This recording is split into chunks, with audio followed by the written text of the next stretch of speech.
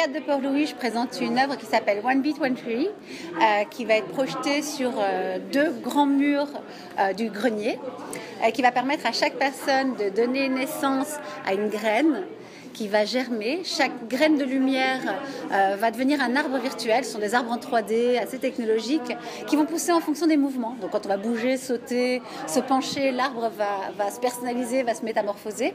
Chaque arbre va être unique, numéroté, et tous les arbres qui vont pousser dans le cadre de cette installation vont ensuite être réellement plantés sur la citadelle dans un vrai programme de reboisement avec des plantes natives, locales, pour régénérer la biodiversité et protéger justement cette citadelle. Alors ce projet m'est inspiré en particulier d'un de mes voyages en Amazonie, dans les tribus de l'Acre au Brésil.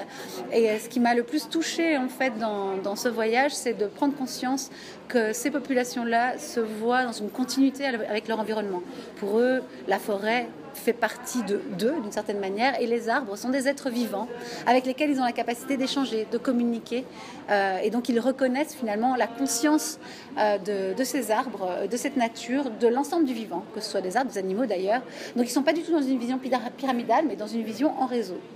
Et voilà, quand j'ai compris ça, quand j'ai intégré ça, ça m'a semblé évident qu'il fallait que je l'intègre dans un projet pour qu'on comprenne justement toute la valeur immatérielle de la nature et qu'on prenne conscience qu'un arbre, c'est pas juste du bois, c'est pas juste une manière de compenser du carbone, c'est véritablement un autre être vivant avec lequel on a énormément de liens et avec lequel il y a aussi une véritable interdépendance. C'est-à-dire qu'on ne peut pas vivre s'il n'y a pas d'arbres. On n'aurait pas forcément d'air respirable, on n'aurait plus d'eau dans la nappe phréatique, etc. Donc ça a toute une série d'impacts réels. On fait partie d'un écosystème, on fait partie d'un arbre de vie, entre guillemets, du vivant, et on dépend d'une série d'autres espèces sans nécessairement en avoir conscience. Il va y avoir 3 vidéoprojecteurs qui vont projeter sur l'ensemble des parois du grenier.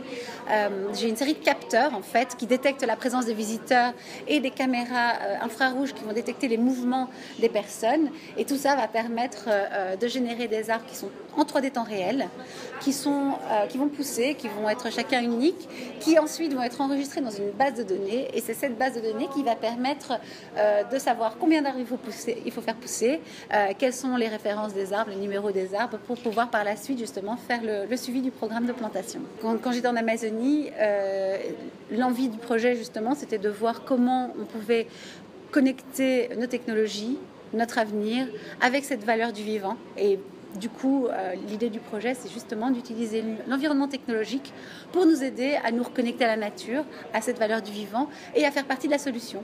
Reboiser, c'est aussi redevenir acteur d'un avenir commun vers lequel on a potentiellement envie d'aller et qui laisse des traces positives pour les générations futures.